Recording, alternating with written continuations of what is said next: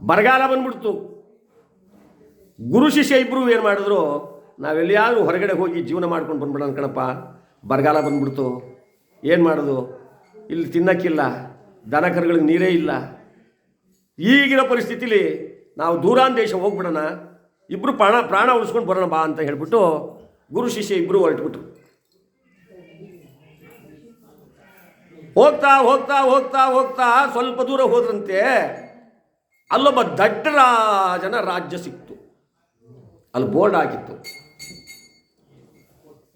ದಡ್ಡರಾಜನ ರಾಜ್ಯ. ಶಿಷ್ಯ ಅಂದ, ಗುರುಗಳೇ ಇಲ್ಲೇ ಪರವಾಗಿಲ್ಲ ಅನಿಸುತ್ತೆ, ಯಾಕೆ ಇಲ್ಲೆಲ್ಲ ಬರೀ ದಡ್ಡರೇ ಇದ್ದಾರೆ, ನಾವೆಷ್ಟು ತಿಂದರು ಏನು ಮಾಡಿದ್ರು ಯಾರು ಏನೂ ಮಾಡೋಕ್ಕಾಗಲ್ಲ, ನಾವು ಸ್ವಲ್ಪ ಬುದ್ಧಿವಂತರಲ್ವೇ, ನಾವಿಲ್ಲೇ ಇರೋಣ. ಗುರುಗಳಂದ್ರಪ್ಪ ಬೇಡ ಕಣೋ, ಭಂಗಪಟ್ಟುಂಬ ಬಿಸಿಯನ್ನಕ್ಕಿಂತ ತಂಗಳನ್ನವೇ ಲೇಸು ಅಂತ ಹೇಳ್ತಾರೆ. ನಾವಿಲ್ಲಿ ಸುಲಭವಾಗಿ ಅನ್ನ ಸಿಗ್ತದೆ, ಸುಲಭವಾಗಿ ದುಡಿಮೆ ಸಿಗ್ತದೆ ಅಂತ ನಾವಿಲ್ಲಿ ಸೇರಿಕೊಂಡ್ರೆ ಇದರಿಂದ ಮುಂದೆ ಆಪತ್ತು ಕಾದಿದೆ ಕಣಪ್ಪ. ಆದ್ದರಿಂದ ನಾವೀ ಕಾರ್ಯ ಮಾಡಬಾರ್ದು, ಮುಂದೆ ಯಾವುದಾದ್ರು ಒಳ್ಳೆ ಗ್ರಾಮಕ್ಕೆ ಹೋಗೋಣ, ಒಳ್ಳೆ ಉತ್ತಮರಿರ್ತಕ್ಕಂಥ, ಒಳ್ಳೆ ಜ್ಞಾನಿಗಳಿರ್ತಕ್ಕಂಥ, ಒಳ್ಳೆ ಪುಣ್ಯಾತ್ಮರಿರ್ತಕ್ಕಂಥ ಹಳ್ಳಿಗೆ ಹೋಗಿ ನಾವು ಜೀವನ ಮಾಡೋಣ ಅಂದರೆ ಶಿಷ್ಯ ಕೇಳಲಿಲ್ಲ. ಇಲ್ಲ ಸ್ವಾಮಿ, ಇಲ್ಲಿ ಕಷ್ಟಪಡದೆ ಊಟ ಮಾಡ್ಬೋದು, ದಡ್ರಿರೋ ಜಾಗ, ನಾವು ಹೇಳ್ದಂಗೆ ಕೇಳ್ತಾರೆ, ನಾನು ಇಲ್ಲೇ ಇರ್ತೀನಿ, ಬೇಕಾದ್ರೆ ನೀವು ಹೋಗಿ.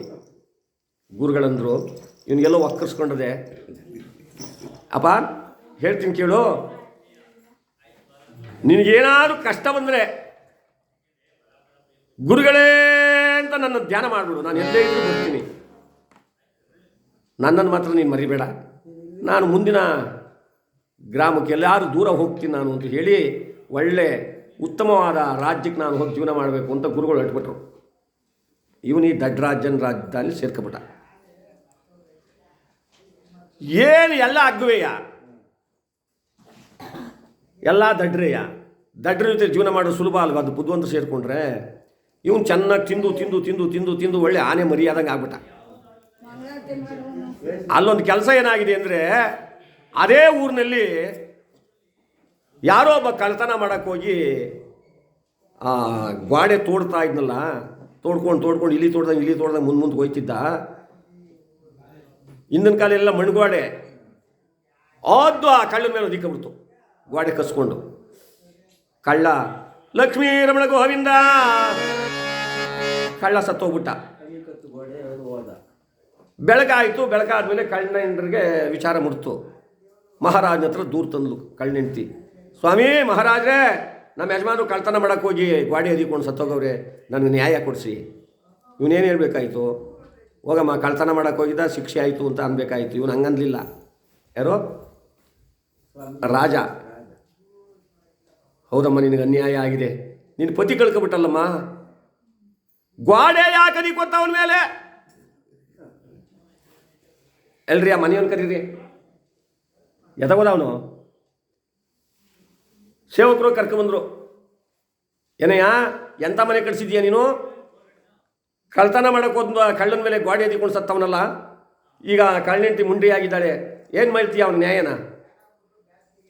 ಅವನೊಂದು ಒಳ್ಳೆ ದಡ್ಡರಾಜನ ಕೆಲಸ ಆಯ್ತಲ್ಲಪ್ಪ. ಸ್ವಾಮಿ ಇದು ನಂದೇನು ತಪ್ಪಿಲ್ಲ, ಈ ಗೋಡೆ ಹಾಕಿದ್ನಲ್ಲ ಅವನ ತಪ್ಪು, ನಾನೆಲ್ಲ ಗೋಡೆ ಹಾಕಿದ್ದು, ನಾನು ಕೂಲಿಗೆ ಹಾಕ್ಸಿದ್ದೆ. ಯಾರು ಹಿಂಗೆ ಹನುಮಣ್ಣ ಪಾಳಿದವರ ಯಜಮಾನರು ಮಣ್ಣು ಕಲಸಿ ಅವ್ರು ಹಾಕಿದ್ದು ಸ್ವಾಮಿ. ರಾಜ ಆಜ್ಞೆ ಮಾಡ್ದ, ಅವಾಗ ಕರ್ಕೊಬನ್ನಿ ಹನುಮಣ್ಣ ಪಾಳ್ಯಕ್ಕೆ ಹೋಗಿ ಆ ಯಜಮಾನನ. ಯಾರನ್ನ ಹೆಸರೇನು ಗೊತ್ತಾಗಿಲ್ಲ, ಚಿಕ್ಕಿರೇಗೌಡರು. ಅವರೇ ಗೋಡೆ ಹಾಕಿದ್ದು. ಇವ್ರು ಸರಿಯಾಗಿ ಮಣ್ಣ ತುಳಿದು ಗಟ್ಟಿ ಮಾಡಿ ಗೋಡೆ ಚೆನ್ನಾಗಿ ಹಾಕಿದರೆ ಗೋಡೆ ಹಾಕಿಸ್ಕೊತಿತ್ತು. ಕಳ್ತನ ಮಾಡ್ಕೊಂಡು ಅವನು ಕಳ್ಳ ಹೋಗೋನು, ಗೋಡೆಗೆ ಅದಕ್ಕೆ ಗೊತ್ತಿರಲ್ಲ, ಕಳ್ಳನೇರು ಮುಂದೆ ಆಯ್ತಿರಲಿಲ್ಲ. ಹೋಗಿ ಕರ್ಕೊಬನ್ನಿ. ಚಿಕ್ಕಿರೇಗೌಡರು ತಂದು ನಿಲ್ಲಿಸ್ತು. ಚಿಕ್ಕಿರೇಗೌಡರು ನೋಡಿದ್ರು, ಏನು ಸ್ವಾಮಿ ಏನಯ್ಯ ನೀವು ಶ್ರೀಮಂತರ ಮನೆಗೆ ಗೋಡೆ ಹಾಕಿದಲ್ಲ, ಗೋಡೆ ಕಸ್ಕೊಂಡು ಕಳ್ಳ ಸತ್ತವನೇ, ಕಳ್ಳನೇಟ್ರು ಮುಂಡಿ ಆಗವಳೆ, ಈಗೇನು ಮಾಡಬೇಕು? ಚಿಕ್ಕಿರೇಗೌಡರು ನೋಡು, ಈ ದಡ್ಡರಾಜನ ಕೆಲಸ ಈಗ ನಾನು ಹೆಂಗಾರು ಉಪಾಯನ ಮಾಡಬೇಕು ಅಂತ ಹೇಳ್ಬಿಟ್ಟು ಚಿಕ್ಕಿರೇಗೌಡರು ಹೇಳೋದು, ಸ್ವಾಮಿ ಇದು ನಂದಲ್ಲ ತಪ್ಪು, ಮಣ್ಣಿಗೆ ನೀರು ಹಾಕ್ಕೊಟ್ನಲ್ಲ, ಮಣ್ಣಿಗೆ ನೀರು ಹಾಕ್ತವನು ಸರಿಯಾಗಿ ನೀರು ಹಾಕ್ತೇನೆ, ಮಣ್ಣು ಅಳಿ ನಿಂತುಬಿಡ್ತು, ಗಂಟು ಇದ್ಬಿಡ್ತಲ್ಲ ಮಣ್ಣು, ಅದಕ್ಕೆ ಗೋಡೆ ಸರಿಯಾಗಿ ಹಾಕೋಕ್ಕಾಗಲಿಲ್ಲ, ಅದಕ್ಕೋಸ್ಕರ ಗೋಡೆ ಕಸ್ಕೊಂಡಿರ್ತೇವೆ ಹೊರತು ನಂದಲ್ಲ ತಪ್ಪು ಅಂದ್ಬಿಟ್ಟ. ನೀರು ಹಾಕ್ತಾನೆ ಯಾರು? ಇವನೇ. ಯಾರು ನಿನ್ನ ಹೆಸರು? ನಿನ್ನ ಹೆಸರು ದಕ್ಷಿತೋ. ನೀನು ನೀರು ಹಾಕ್ತಾನು ಚೆನ್ನಾಗಿ ಮಣ್ಣಿಗೆ ನೀರು ಹಾಕಿಕೊಡ್ಬೇಕು ತಾನೆ. ಯಾಕಪ್ಪ ಹಂಗೆ ಮಾಡಿದೆ? ಎಳ್ಕೊಂಬನ್ರಿ ಅವನ್ನ. ಎಳ್ಕೊಂಡು ಬಂದರು. ಏನಪ್ಪ ದಕ್ಷಿತಿ ಕೆಲಸ ಮಾಡ್ತಾರೆ ಸರಿತನು. ಸ್ವಾಮಿ ನಂದೇನು ತಪ್ಪಿಲ್ಲ ಸ್ವಾಮಿ. ಅವ್ನಿಗೇನು ಹೇಳ್ಕೊಡ್ಬೇಕು ಈಗಿನ ಕಾಲ ಹುಡುಗರಿಗೆ? ಏನಪ್ಪ ಯಾಕೋ ನಿನ್ನ ತಪ್ಪಿಲ್ಲ, ನೀವು ಸರಿಯಾಗಿ ನೀರು ಹಾಕಿ ಈಗ ಮಣ್ಣು ತುಳ್ಕೊಟ್ಟಿದ್ರಲ್ವೇನೋ. ಇಲ್ಲ ಸ್ವಾಮಿ, ಆ ನೀರು ಹಾಕೋಕ್ಕೆ ಗುಂಬ ಇತ್ತಲ್ಲ, ಗಡಿಗೆ ಏನಂತಾರೆ ಗುಂಬ ಅಂತ ಹಾಗೆಲ್ಲ ಹೇಳ್ತೀನಿ ಹೆಸರು. ಆ ಗುಂಬ ಚ್ವಾರೆ ಆಗ್ಬಿಟ್ಟಿತ್ತು, ಒಂದು ಕಡೆ ತಿರುಗಿಬಿಟ್ಟಿತ್ತು. ನಾನು ನೀರು ಒಂದು ಕಡೆಗೆ ಹಾಕಿದ್ರೆ ಆ ನೀರೇ ಇನ್ನೊಂದು ಕಡೆಗೆ ಬೀಳೋದು. ಅದಕ್ಕೆ ಹಂಗಾಯ್ತೆ ಸ್ವಾಮಿ, ಹೊರತು ನಂದಲ್ಲ ತಪ್ಪು. ಆ ಗುಂಬ ಮಾಡಿಕೊಟ್ನಲ್ಲ ಕುಂಬಾರ.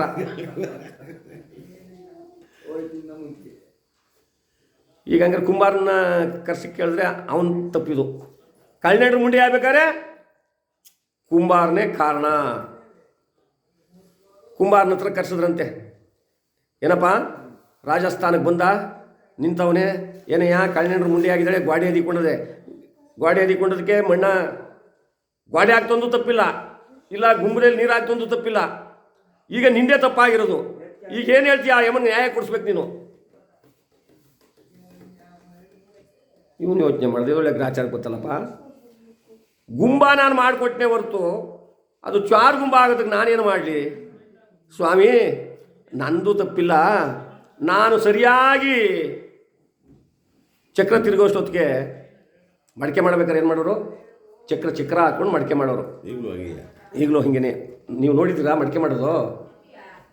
ನಾನು ಆ ಚಕ್ರ ಹಾಕ್ಕೊಂಡು ಸರಿಯಾಗಿ ಕುಂತ್ಕೊಳ್ಳೋದಕ್ಕೆ ನಮ್ಮೂರ ತ್ರಿಪುರ ಸುಂದರಿ ಇದೇ ಬೀದಿಲಿ ಬರೋಳು. ನಾನು ಅವಳ ಕಡೆಗೆ ನೋಡಿಕೊಂಡು ಗುಂಬ ಚೋರೆ ಮಾಡಿಬಿಡ್ತೀನಿ ಸ್ವಾಮಿ, ನಂದಲ್ಲ ತಪ್ಪು, ಅವಳದು ಅಂದಾಗನು. ತ್ರಿಪುರ ಸುಂದರಿ ಹೇಳ್ಕೊಂಬಂದ್ರಿ ಅವಳನ್ನೇ. ತ್ರಿಪುರ ಸುಂದರಿನೇ ಕರ್ಕೊಂಬಂದರು. ರಾಜಸ್ಥಾನ ನಿಲ್ಲಿಸವ್ರೆ. ಮಹಾರಾಜ ಕೇಳ್ದ, ಏನಮ್ಮ ಅವನು ಗುಂಬ ಮಾಡೋ ಟೈಮಲ್ಲಿ ನೀನು ಯಾಕಮ್ಮ ಅವನು ಬೀದಿಲೇ ಯಾವಾಗಲೂ ತಿರುಗಾಡ್ತಿದ್ದೆ? ದಿನಕ್ಕೆ 5 ಸಾರಿ ತಿರುಗಾಡ್ಬಿಟ್ರೆ ಅವ್ನು ನಿನ್ನ ಕಡೆಗೆ ನೋಡ್ಕೊಂಡು ಗುಂಬ ಚೋರೆ ಮಾಡವನೇ. ಈ ಧರ್ಮನ ನೋಡಿ, ಕಲ್ಯಾಣ ಮುಂಡಿ ಆಗಿದ್ದಾಳೆ. ಈಗ ನಿಂದೇ ತಪ್ಪು ಅಂದ ರಾಜ. ತ್ರಿಪುರ ಸುಂದರಿನ್ಲು ಅವಳು ಮೊದಲೇ ಸುಂದರಿ. ಸ್ವಾಮಿ ನಾನು ಸುಮ್ಮನೆ ತಿರುಗಾಡ್ತಿರಲಿಲ್ಲ ಅವ್ನು ನೋಡಲಿ ಅಂತ. ಇನ್ಯಾವುದು ಗೊತ್ತಿದ್ದವ ಅಲ್ಲಿ? ನಾನು ಕಾಲುಂಗ್ರ ಮಾಡಿ 6 ತಿಂಗಳಾಗಿತ್ತು ಸ್ವಾಮಿ. ಅವನ ನೆಗಸಾಯ ಅವನ ಕಾಲುಂಗ್ರ ಮಾಡ್ಕೊಳ್ಳೋನು. ಅವನ ಆಚಾರಪ್ಪ ನನ್ನ ಕಾಲುಂಗ್ರ ಕೊಡದೆ ಹೋದ, ಅದಕ್ಕೆ ನಾನು ತಿರುಗಾಡ್ತಿದ್ದೆ ಅಂದರು. ಓ, ಇದು ಆಚಾರಪ್ಪನ ತಪ್ಪಂಗೆ.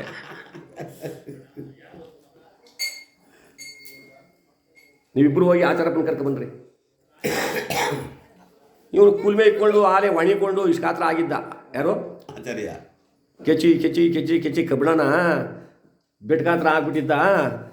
ಕೂಲ್ಮೆ ಇಟ್ಕೊಂಡು ಕುಂತಿದ್ನಲ್ಲ. ಮಹಾರಾಜರು ಬರೋಳ್ತಾರೆ, ಬಾರಪ್ಪ ಏನೋ ಬಹುಮಾನ ಕೊಡ್ತಾರೇನೋ ಅಂತ. ಇವನು ಆಚಾರಪ್ಪ ಒಂದೇ ಉಸಿರಿಗೆ ಎದ್ದು ಬತ್ತಾವನೇ. ಇಬ್ಬರು ಹಿಡ್ಕೊಬಂದು ರಾಜಸ್ಥಾನದಲ್ಲಿ ನಿಲ್ಲಿಸಿದ್ರು. ಏನಯ್ಯ ನೀನು ಅಮ್ಮನಿಗೆ ಕಾಲುಂಗ್ರನ ಸರಿಯಾದ ಟೈಮಿಗೆ ಕೊಟ್ಬಿಟ್ಟಿದ್ರೆ ತ್ರಿಪುರ ಸುಂದರಿಲಿ ಗೊತ್ತಿರಲಿಲ್ಲ.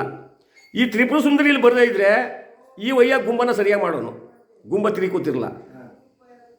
ಗುಂಬ ಸರಿಯಾಗಿ ಮಾಡಿಕೊಟ್ಟಿದ್ರೆ ದೀಕ್ಷಿತ್ತಾನೆ. ಇವನು ರಕ್ಷಿತ್ತು. ಮಣ್ಣಿಗೆ ಚೆನ್ನಾಗಿ ನೀರು ಹಾಕೋನು. ನೀರು ಹಾಕಿದಾಗ ನಮ್ಮ ಹನುಮಾನ್ ಪಾಂಡದ ಯಜಮಾನರು ಸರಿಯಾಗಿ ಗೋಡೆ ಕಟ್ಟೋರು. ಗೋಡೆ ಭದ್ರವಾಗಿರೋದು. ಕಳ್ಳ ಸಾಯ್ತಿರಲ್ಲ, ಕಳ್ಳೆಂಡ್ರ ಮುಂಡಿ ಆಯ್ತಿರಲ್ಲ. ಈಗ ಕಳ್ಳೆಂಡ್ರ ಮುಂಡಿ ಆಗೋಕ್ಕೆ ನೀನೇ ಕಾರಣ ಆಚಾರಪ್ಪ. ಇದಕ್ಕೇನು ಹೇಳ್ತೀಯ? ಆ ಯಮ್ಮನಿಗೆ ನ್ಯಾಯ ಕೊಡು. ಅವಳಿಗೇನು ಲಿಗಾಡ್ ಕಟ್ಕೊಡ್ಬೇಕು, ಇದೆಲ್ಲ ನಿಂದೇ ಜವಾಬ್ದಾರಿ. ತಪ್ಪು ನಿಂದೇ ಅಂದರು ರಾಜರು. ಆಚಾರಪ್ಪ ವಿಶ್ವಬ್ರಹ್ಮ ಬುದ್ಧಿ ಬಹಳ ಬುದ್ಧಿವಂತ. ಈ ಇಕ್ಕಟ್ಟಿನಿಂದ ನಾನು ಪಾರಾಗೋದು ಹೆಂಗೆ? ನಂದೇ ಸ್ವಾಮಿ ತಪ್ಪು. ಆ ಅಮ್ಮನಿಗೆ ನಾನು ಕಾಲುಗ್ರ ಕೊಟ್ಬಿಡ್ಬೇಕಾಗಿತ್ತು. ನನ್ನ ಮಹಾಪರಾಧ ಆಗ್ಬಿಟ್ಟಿದೆ. ಏನು ನೀವು ದಣಿಗಳು, ನೀವೇ ನನ್ನ ಮನ್ನಿಸ್ಬೇಕು. ಮನ್ಸಕ್ಕಾಗಲ್ಲ ಕಣೆಯ. ಕಳ್ಳೆಂಡ್ರ ಮುಂಡಿ ಆಗಿದ್ದಾಳೆ, ಅವಳಿಗೆ ನ್ಯಾಯ ಕೊಡಿಸ್ಬೇಕು. ಗಲ್ಲಿಗೇರಿಸ್ರಿ ಇವನ್ನ. ಗಲ್ಲಿಗಾಡ್ರ ಆಗೋಯ್ತು. ಆಚಾರಪ್ಪ ಮ್ಯಾಲ್ಕು ಕೆಳಕು ನೋಡ್ತಾನೆ. ಸ್ವಾಮಿ ಏನು ಸ್ವಾಮಿ, ನಿಮ್ಮಂಥ ದೊಡ್ಡ ಮಹಾರಾಜರ ಗಲ್ಲಿಗೆ ಈ ಪೀಕಲನ್ನ ತಗೊಂಡೋಗಿ ಪಾಯ್ಕಲನ್ನ ಹಾಕಿದ್ರೆ ಜನ ಏನಂತಾರೆ? ಮಹಾರಾಜ ಅದು ನಿಜನೇ ಕಣೆಯ. ಯಾರು ದಪ್ಪ ಆಗಿರೋರು ಸಿಕ್ಕಿದ್ರೆ ತಂದು ಹಾಕೋದು ಒಳ್ಳೇದು. ಏಯ್ ಬಿಡ್ಕೊಳ್ಳೋಣ ಈ ಬಾಯ್ಕಲ್ನ. ಇವನು ಶಿಷ್ಯ ಇದ್ನಲ್ಲ, ಇವನು ಉಂಟ ಆಡ್ಕೊಂಡು ಹಿಂಗೆ ಉಂಡಾಣಿ ಗುಂಡಂಗೆ ಬಚ್ಚಿದ್ದ ಗುಡ್ಡ ಗುಡ್ಡ ಗುಡ್ಡ ಗುಡ್ಡ ಗುಡ್ಡನೆ. ಆಚಾರಪ್ಪ ಸಣ್ಣ ಅಂದ್ಬಿಟ್ಟು ಬಿಟ್ಬಿಟ್ರು. ದಪ್ಪ ಇರೋನು ಸಿಕ್ಕಿದ್ನಲ್ಲ ಎತ್ತಾಕೊಂಡ್ಬಿಟ್ರು ಇವನ್ನ. ಗಲ್ಲು ಒಳ್ಳೆ ಮಹಾರಾಜರು ಗಲ್ಲಿಗೆ ಇವನು ಯೋಗ್ಯವಾಗಿದ್ದಾನೆ, ಗಲ್ಲಿಗೇರಿಸ್ಬೋದು ಇವನ್ನ ಅಂತ ಹೇಳ್ಕೊಂಡ್ಬಂದ್ಬಿಟ್ರು. ಇವನಿಗೆ ಬತ್ತು ಪೀಕ್ಲಾಟ. ನಮ್ಮ ಗುರುಗಳು ಹೇಳಿದ್ರು, ದುಡ್ಡು ಕೊಟ್ಟರು ದೊಡ್ಡವರಿಲ್ಲಿರಪ್ಪ, ಈ ದಡ್ಡರಾಜ್ಯನ ಸವಾಸ ನಿನಗೆ ಬೇಡ ಅಂತ. ನಾನು ಬಂದು ಸೇರಿಕೊಂಡೆ, ಚೆನ್ನಾಗಿ ತಿಂದೆ, ದೇಹ ಬೆಳೆಸ್ದೆ, ಇವತ್ತು ನಾನು ಪ್ರಾಣನೇ ಹೋಗೋ ಸಮಯಕ್ಕೆ ಬಂದ್ಬಿಡ್ತಲ್ಲ. ಗುರುವೇ ನೀನೇ ಕಾಪಾಡಬೇಕು ಅಂತ ಕೈ ಮುಕ್ಕೊಂಡು ಧ್ಯಾನ ಮಾಡ್ತಾ ಅಂತೆ. ಶ್ರೀ ಗುರುವಿಗೆ ಶರಣ, ಶಿವಯೋಗಿಗಳಿಗೆ ಶರಣ, ಶ್ರೀ ಗುರುವಿಗೆ ಶರಣ, ಶಿವಯೋಗಿಗಳಿಗೆ ಶರಣ.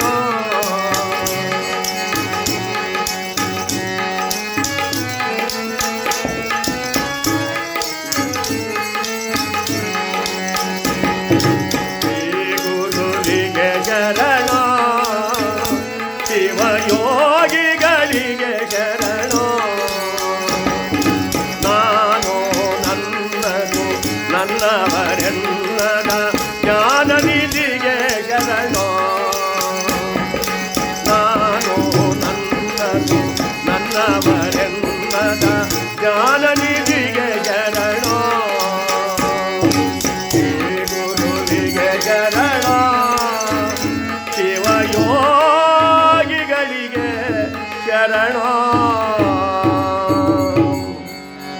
ಗುರುಗಳೇ ನೀವೆಲ್ಲಿದ್ದೀರಾ, ಬೇಗ ಬಂದು ಕಾಪಾಡಿ, ಇಲ್ಲ ಅಂದ್ರೆ ಈ ದಡ್ಡರಾಜನ ಗಲ್ಲಿಗೇರಿಸ್ಬಿಡ್ತಾರೆ ನನ್ನನ್ನು. ಗುರುಗಳೇ ಅಂತ ಕಣ್ಮುಚ್ಕೊಂಡು ಪ್ರಾರ್ಥನೆ ಮಾಡೋದಂತಲ್ಲ.